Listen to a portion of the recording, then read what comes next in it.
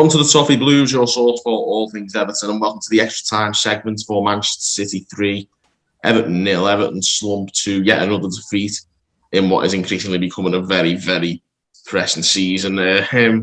Maybe not a surprise to lose to the opposition we lost to, but it was more the nature, I think, that has upset a lot of fans. I'm joined by Callum, Brannan, and for the first time on the Toffee Blues, Jack Kinsella. A warm welcome to the Toffee Blues YouTube channel. First time on the show, Jack, and probably not the debut I'd like to have made, is it? Oh, I know, yeah. It's not really the best time to come in, but yeah. It's still great to have you on nonetheless, and we'll get straight into the nitty-gritty. We'll start with you on this one, Jack. How did you feel after that one? What did you make of it? It's hard to make anything out of it, really. I mean, you can't take away from City. They did everything right, and there's the stats sort of show that, but you know, it shows that we have problems in like every area now, and they're just getting more evident every week. And people sort of taking out on Rafa, but it's whether that's the right thing to do. You know, like what's the next step? It's sort of those discussions that get thrown about, and everyone's just going really hostile because, you know, it's Rafa Benitez, so they can.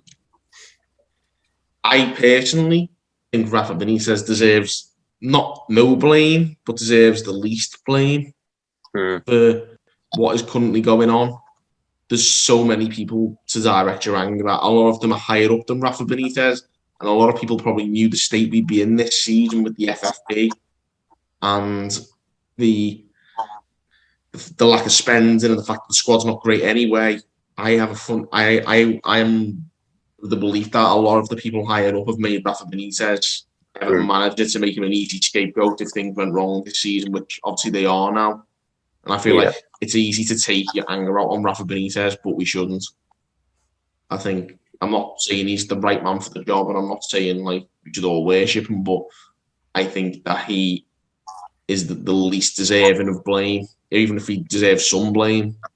I think he's an easy scapegoat, and I think the board knew that when they appointed him ahead of what was going to be a tumultuous season, regardless of who the manager was. Yeah, it's sort of it's like a fitting agendas thing where even these fans who, you know, it's not entirely his fault, but he's losing games. And even if we're in a similar situation as we were in this point in the season to Ancelotti, because it's Rafa now and he's ex-Liverpool, it's just easy to make him that reason. And, you know, there's a lot of other problems like the injuries and the financial fair play stuff. So, you know, there's a lot of other factors to look at. I just think people are too fast to make a decision. Yeah, to be fair, I think towards the end of last season, we probably had a similar run to this under Ancelotti, where we dropped out of the European places and obviously finished 10th. So it's not like this is a surprise to anyone. But I just don't think Benitez deserves some criticism, but not the level of it that he's going to get. Yeah. And it seems inevitable he's going to get, because we're probably going to lose that derby, and he's probably going to get absolutely slaughtered for that. Yeah, pretty much. But you know, I think there's a lot of things you can take out of the game, and it can't all go to him, and he's just got to get on the next one. I feel like everyone's got to get behind him for at least the December bit with all the fixtures we've got coming up and that congestion. You know, you can't just throw away a manager again, because then we're at square one, as we always are. So this is the thing. I don't know if he was the right appointment, but like you say, I think it's the manager's probably the one who I wouldn't say I have faith in, but I have the least lack of faith in. Yeah. I think there's so little to go by on in terms of why should we trust other members of the club hierarchy. I mean, Benitez might have done some things wrong, but he's not done as many wrong as other people. No, definitely not. But you know, everyone's just so quick to jump on that ship that you know, you could probably predict how it's going to go if he keeps losing games.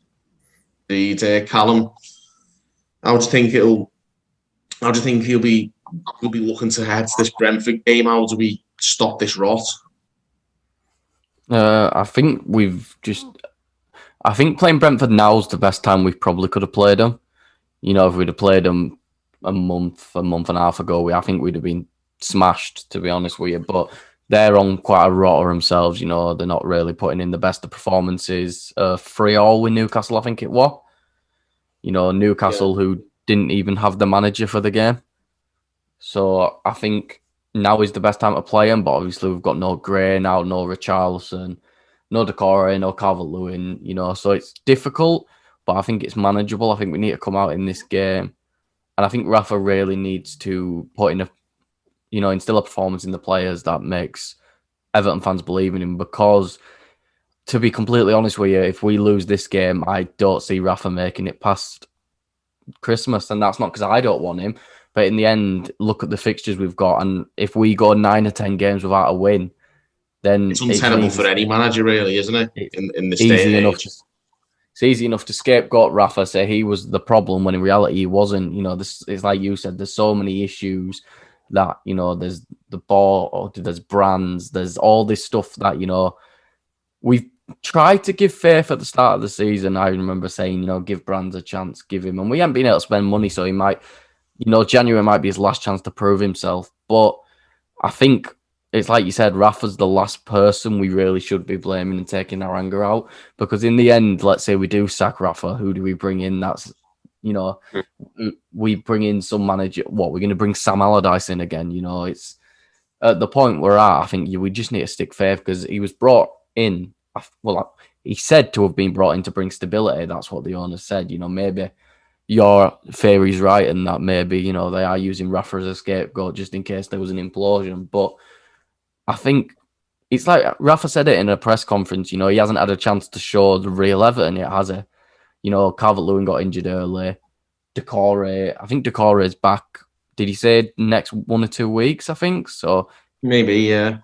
Back in training soon enough. No Mina either. So maybe it is a thing where we're going to have a bit of a wretched run, but we've got to give the guy a chance to actually get his, his full strength squad out. Playing, I think, to play with Iwobi and Rondon and players like that, and Delph, who, Delph's been good in his stretch, I think. I don't think he was fantastic against City, but I think he was good against Wolves. And I think what his substitute appearance against, who did we play before Wolves where he came on? He was sub for Wolves when he plays against Tottenham. That was the one, sorry.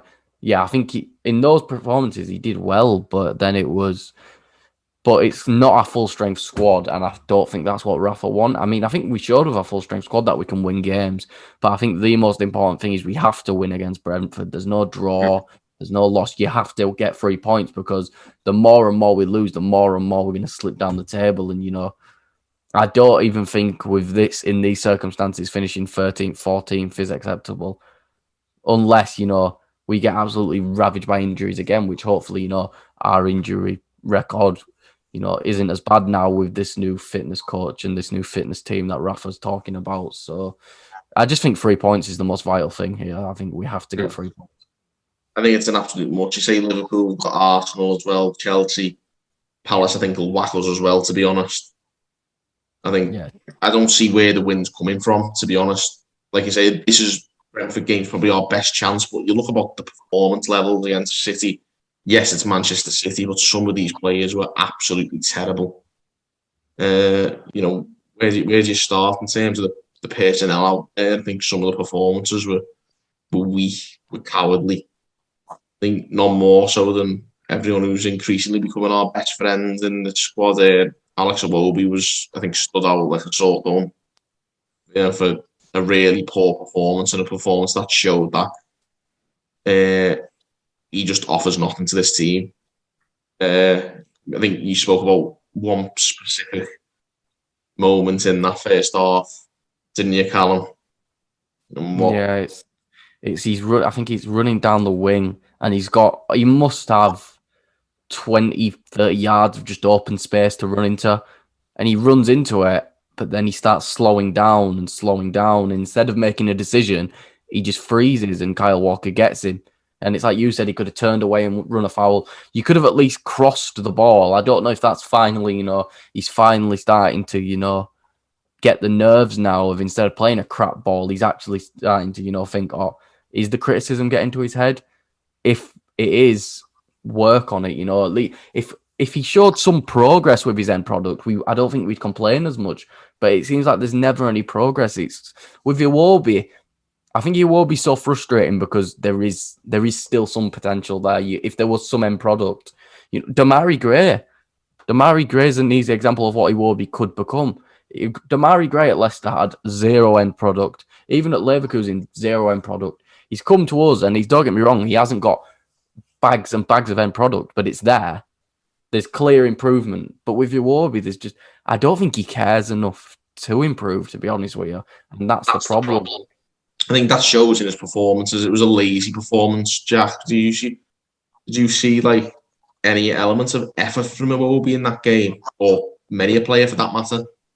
That is the thing, because you are right in that it's just the effort. Because I'll give you like a stat here. So we had 23% possession, and that's like majorly low. That's nothing, and that's sort of, we've got no intent on the ball to go forward, and we've got no intent off the ball to get it back. So you've got to think. I mean, Decore was like a key player for doing that, both on and off the ball, and who's sort of taken over that now. I feel like Iwobi does have good knowledge of like the game, and he's got a bit of experience, and he could do well, especially with people like Gordon and Townsend around, who are like really attacking players.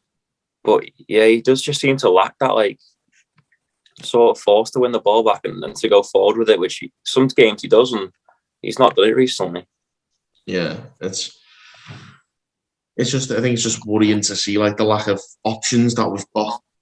I think in fairness, there was a game last night, the under-23s, and saw some good performances from the likes of Lewis Dobbin, and there's some really decent players there. Like, why can't we just even if they don't particularly do well, like just give them a chance, because they can't do much worse than some of the personnel we've got out there now. Especially with so Dobbin scored in that game, so his confidence will be quite high now. He had a little run at goal. And you've got to think, against Brentford, we've got Rondon now back to be fit, which I'm sure a lot of fans are very pleased about. But you just think, would it just be worth starting one of them younger ones over him now to give a bit of something back into the team and to please the fans a bit? Because I think that would get people sort of more upbeat again. And that's the thing, fans just get depressed when they see Rondon's name on the team sheet, and Iwobi for that matter. It's just, I think that's the thing. I think you need to give the fans something to cling to, and there's nothing to really cling to in some of the starting 11s that we've seen. And that, just like you say, a couple of young lads, just blood them. How much worse can they really do? I'm sure they will leave more out on the pitch than Alex Iwobi does. I can guarantee you that much. I think with Rondon too I just think you've got to put someone next to him. I think you do. I don't think Rondon's awful when it comes to, getting the ball from a goal kick and then, starting to put us in a situation where we might score a goal. But then if he's the one who's got to get the ball, play it out to the winger, and he's literally got to do everything. I understand that's kind of what Calvert-Lewin did for us. But Rondon's not Calvert-Lewin. And I think it's like Rafa thinks he's going to get the same player that played for Newcastle or when he played for, I think it was West Brom. He's not. The guy is, in the end, the third choice striker. If you're going to play him, play someone, Dobbin, Sims, next to him, and then they can make the runs off him when he gets the ball. It's like, even Gordon and Townsend can do that, but I think with Gordon and Townsend, obviously Townsend's a really good crosser. You don't want to just centralise Townsend and then neutralise that crossing, and I think Gordon stays quite wide too. I don't think we get the fullbacks involved enough to then start having our wing players tucking in. So it might just be another thing where Ellis Sims has just signed a new contract and never even been given a good enough opportunity in the first team. I don't think he's actually come on the pitch yet. I think he's played, but if I tell you, he's not played more than 5 times for the first team, I don't think. I don't think he's played more than once for the first team, maybe once. I think he has come off the bench once. I think I remember him coming off the bench once. But besides that, it's just he never gets the chance. And we sign into this new deal, and the club praise him so much. Let him play then. It's just it's frustrating because I think the problem is not Townsend. Rondon is going to be the one who gets everything taken out on him. And it is because he just physically can't do everything by himself as the striker. So either, change the system where Digne can do what he used to do and fly forward and get the ball in, because he is a lot more defensive now under Rafa. And he's I think defensively he's shown improvement, but it's just we have no attack. at all, especially if Rondon is made to be this sort of like complete forward that Calvert-Lewin is, where he can get the ball, play it out to a winger, make the run to get a header. He can't do all that by himself. So I think with Rondon, you've either got to play a more attacking style where the fullbacks get involved or the midfielders push forward, or you've just got to play someone else next to him. I don't really think it's that difficult. I'm not claiming to be, a football manager with genius intellect, but I think it's clear now after every time we've watched Rondon play, he needs more support around him. Oh, obviously, yeah. The issue is like the team isn't really set up to be very dynamic. Like you say, Dean isn't getting forward to give service the way he was previous years. I think that's very much at odds with his game. It's because the thing is, it's even just if he goes forward, we still have players like, for example, Gordon could tuck back, Alan could tuck back. Delph literally played left back for Man City, so it's not like Delph couldn't tuck back into left back, but then that leaves a space in midfield. It's just against Brentford, their defense is so awful that I think we should just let they kept a few clean sheets at the start of the season, but I think they are starting to get figured out now, and they are starting to leak goals. So I think this is we need players like we do not have the squad depth to not let Digne, who is, him and Townsend are the two best crossers of a ball we've got at the club. Digne needs to be going forward and crossing the ball more. And, that's not Rafa making a tactical mistake. But when we've got no Gray, no Richarlison now, no Calvert-Lewin, we need a bit more quality going forward. And Digne can offer us that. Yeah, I think this is what I mean. Like you say, Rafa needs to pull something out the bag to make the fans really believe in him again. I think he did enough earlier on in the season to show that, but he needs to pull another rabbit out the hat. In terms of the personnel, like we spoke about who didn't impress, did anyone play well in your eyes? Anthony Gordon. Gordon played well again. Because I think I never expected him to score against Man City, but it's the work rate, isn't it? Yeah, he showed more. Same with Townsend, I think Digne was quite good as well. I think he handled the wingers quite well. Yeah. To say the quality of winger he was coming up against, I think he really held his own. I don't think they were. Alan was quite good. Alan was winning the ball quite a lot, but then it was just. I think it was just then, for example, if Alan did win the ball, what was he supposed to do with it? I think that's the problem with a performance like Alan's is some people might not think it was very good. Some people might think, he was awful. But he'd win the ball and then it'd just be everything froze, But I think the problem is I think we need 11 players who are constantly working hard. That's Everton. That's what we always used to be. And that's the reason we've fallen off over these past few years. We've lost that mentality. And I think Rafa is probably one of the best managers at getting that mentality back. I think it's just, he needs to weed out the dead wood or make some players really start to pull their finger out. There are too many lazy players in the squad. There's no doubt about that for me. Too many players are mentally weak, I think. I think you're making a good point there as well about the sort of the Dean and the Coleman going at the wings like they used to do, because a lot of our goals from Calvert-Lewin come from just balls straight in on his head, and it was an easy tapping for him. And you'd think Rondon being a target man as well, because he's a big lad that, if they started making these runs down the wing again, we'd be all right on scoring. But I suppose we're sort of missing that attacking element on the wings as well now. Yeah, I think it's a big blow to lose to Marty Gray. I think if Damari Gray hadn't got in, we might have offered something more yesterday. I think, you think pictures of Marty Gray in that position, like you say, where Iwobi slowed up. You'd have given an arm for leg. You'd have him over anyone in that position, I'd say, in our team. To, get a couple of yards on a player and be one-on-one keeping near enough. Yeah, it's because the thing is with Damari Gray that makes him so good is he's not one of these Everton players where they get the ball, they run with it, and then if they want to start dribbling, do a step over, they slow down. He can do these, for example, a step over at a quick enough pace where he doesn't have to slow down. And even, I think even at the start of the game, he looked quite dangerous. I remember it looked like we were going to score in the first 45 seconds. And then we lost it. and then City almost scored. But I think we just should have played like that all game. I really do, because I think as soon as we started to play like how we played at the start of the game again, we started to get in the game again, because, I don't think we pushed Laporte enough. We could have easily got Laporte red carded, just like Palace did.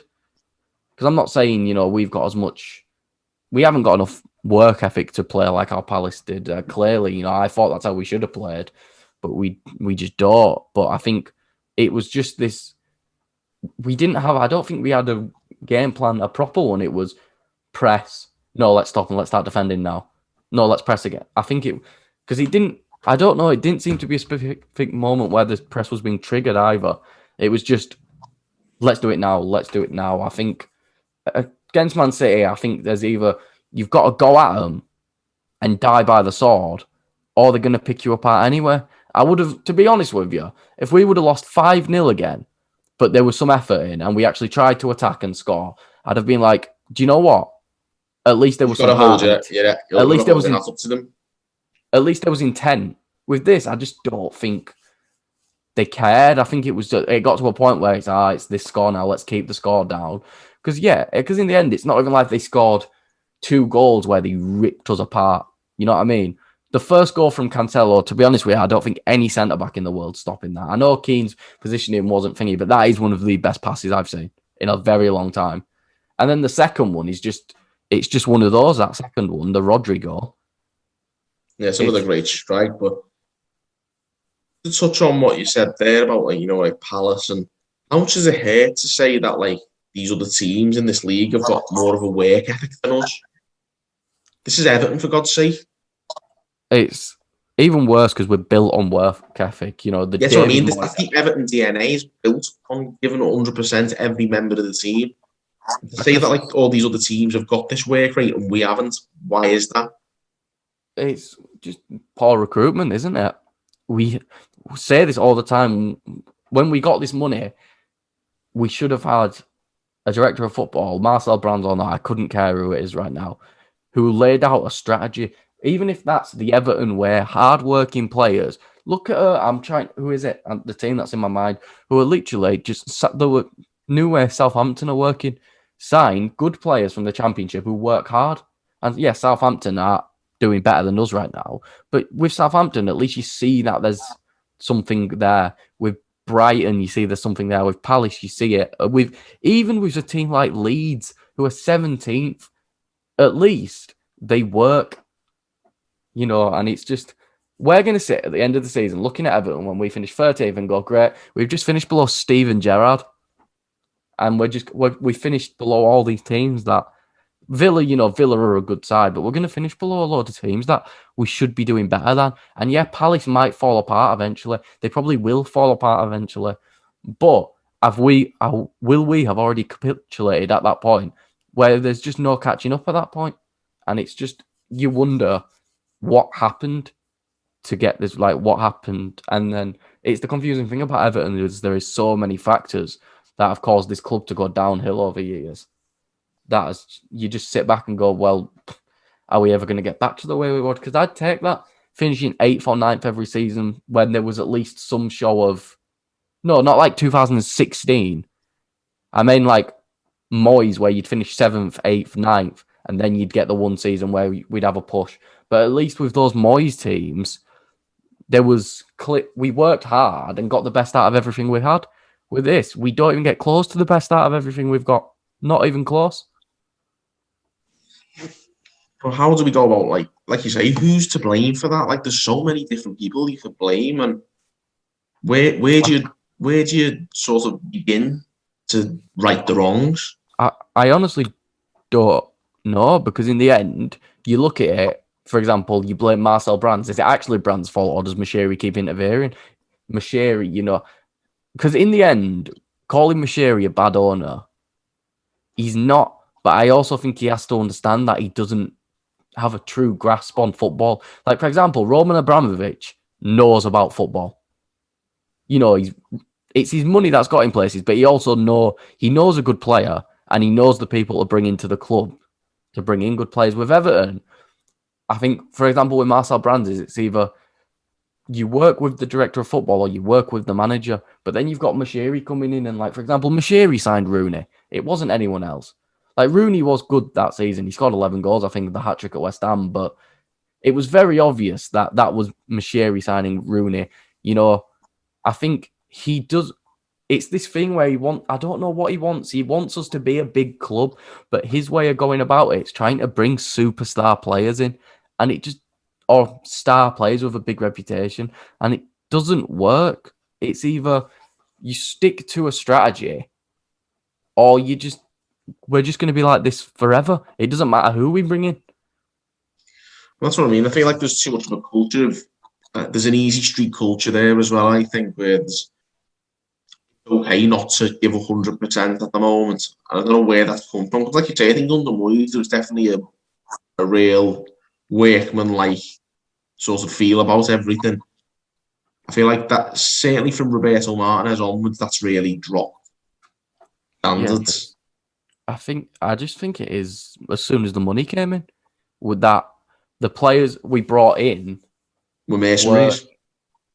Back to put it simply, yeah, mercenaries. Like, for example, I'm trying to think of just a player that comes to my head straight away. Sandro Ramirez. There's so many that come to my head that I can't pick one out straight away. Because, for example, with someone like, I'm trying to think of an older player who were crap, Aruna Kone. But I don't think we paid much for Aruna Kone. So it's not as embarrassing as when we sign, even Gylfi Sigurdsson for 50 million. We paid 50 million basically for Gylfi Sigurdsson.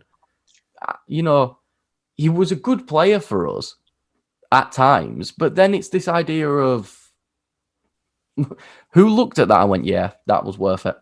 Who looked at, all these players we spent 30 million pounds on and gone, good idea. It's even like, for example, with Andre Gomez, it's because he played for Barcelona, isn't it? It's because he played for Barcelona. I honestly think that's why we signed him. Not because he's a good footballer. Well, he was a good footballer, and then he had his leg shattered, and now I just think his confidence is gone, and he might not ever get... Because even on loan, he was good. I think he was good for us on loan, but then it's just... Ever since this money came in, and then the managerial merry-go-round, it's because I think the example we should be looking at is the way Leicester broke into the top six. They took time with it. They let the project build instead of just trying to push your way in instantly. Because, the easiest example I can think of is when Leeds had a bit of success in the Champions League all those years ago, what happened as soon as they started trying to spend money to get in?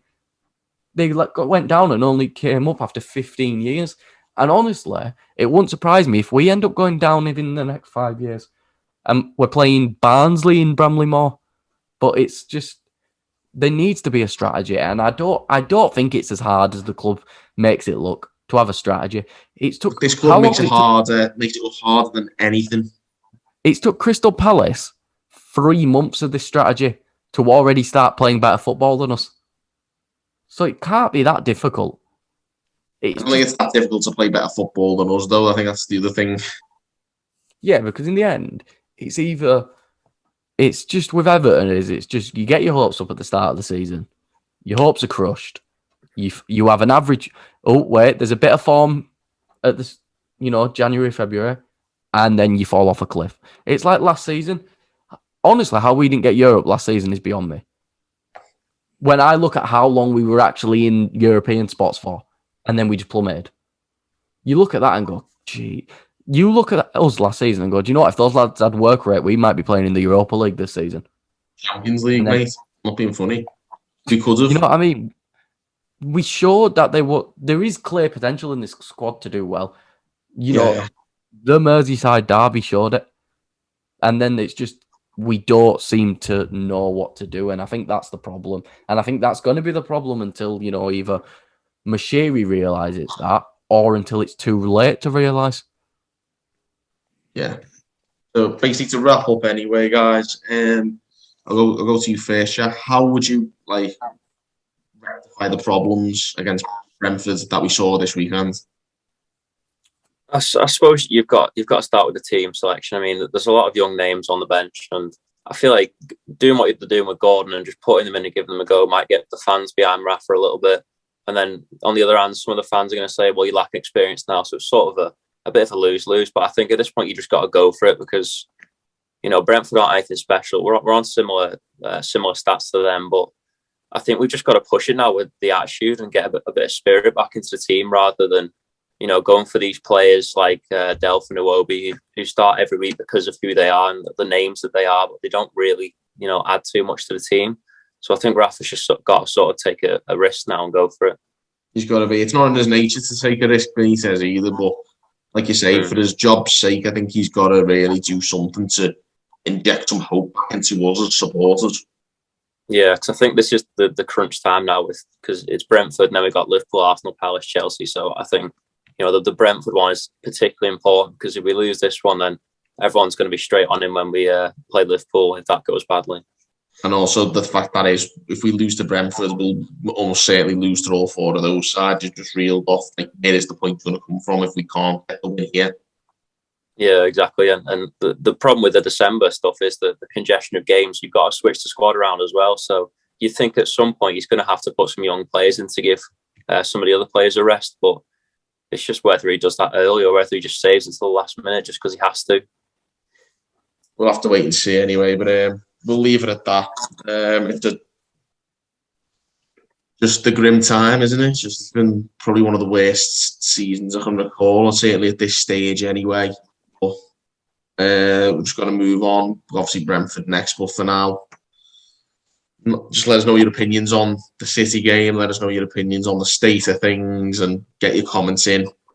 Definitely get involved. Well done for staying involved because I think we're all having a bit of soul searching at the moment, aren't we? I think I'm certainly speaking for myself, but you guys as well on the show. I think we're all doing a little bit of a soul searching there, aren't we? At the moment, it's a tough time.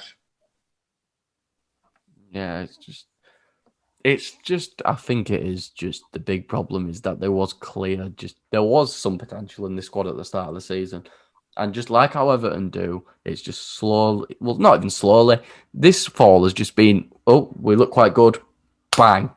There wasn't even the slow decline this time. It was just a steep. We've been pushed off a cliff, basically, as fans.